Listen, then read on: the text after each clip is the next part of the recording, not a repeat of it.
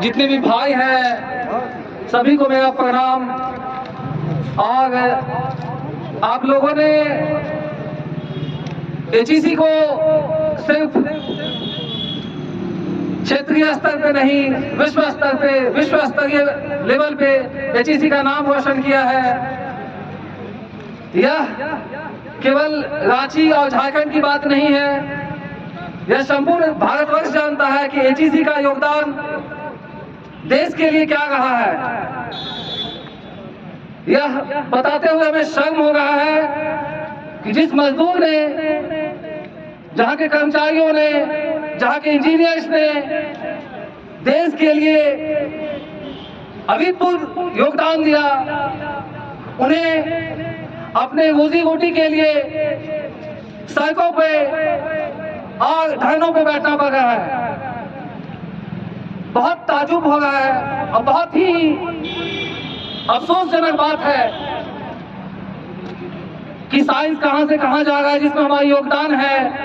रांची में देखा जाए तो फ्लाईओवर बन रही है, बाहर की कंपनियां आके काम लेके यहां से लाभान्वित हो गई है। एचईसी के जन्म से मरण तक जो लोग यहाँ पे हैं, जिन्होंने एचईसी को सींचा है, देश को सींचा है, एचईसी के जमीन पे यह तय होता है कि झारखंड का बजट कहाँ जाएगा, क्या होगा।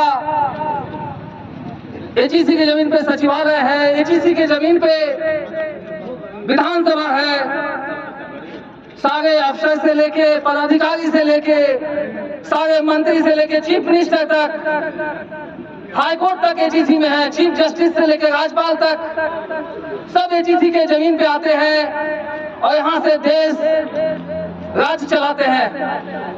लेकिन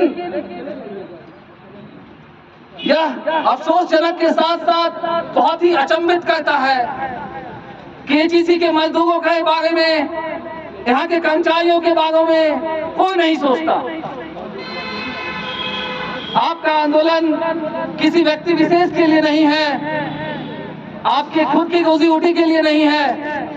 यह आंदोलन मैं समझता हूं संभवतः एक तमाम पदाधिकारियों के लिए, तमाम राजनेताओं के मुंह पे तमाचा है। और इस आंदोलन में मैं एक समाज सेवी के नाते आपके बीच आया हूं, आपका बेटा हूं, आपका भाई हूं, लेकिन किसी व्यक्ति विशेष की नहीं हो सकता है। आज एचईसी में काफी लोग हैं जिनका देखा जाए तो एचईसी में जॉब से कोई ताल्लुकात नहीं है, लेकिन उनको भी सोचना है जिस एचईसी के क्वार्टर में, चाहे वो डीटी हो, बी3 हो, सीडी हो, अगर वो रह गए हैं, वो किसी न किसी एचईसी के कर्मचारी के द्वारा दिया गया क्वार्टर है, तो कहीं ना कहीं एचईसी के क्षेत्र में जितने भी व्यक्ति रह गए हैं, सब में यहाँ के मजदूर, यहाँ के कर्मचारी, यहाँ के इंजीनियर्स के खून पसीने से सींचा हुआ यह क्षेत्र है। आपका आंदोलन में हमारा सहयोग बोला जाए तो आप कभी भी, यह कैंटीन लगाया गया है, मेरी जरूरत आवश्यकता जहां भी हो आप मुझे बेहिचक याद कीजिए। मैं आर्थिक सामाजिक तौर से यथासंभव हर मदद करूंगा और आपके लिए रोड से लेकर संसद तक का मार्ग तय करने के लिए तैयार हूं। ईंट से ईंट बदल देंगे हम। एचईसी के तमाम हमारे भाइयों से आग्रह है, आपने बहुत बड़ी बीघा उठाया है, यह लंबी लड़ाई हो सकती है, लेकिन आपको हिम्मत हारने की जरूरत नहीं है। आज हम मानवाधिकार की बात करते हैं, ह्यूमन राइट्स की बात करते हैं।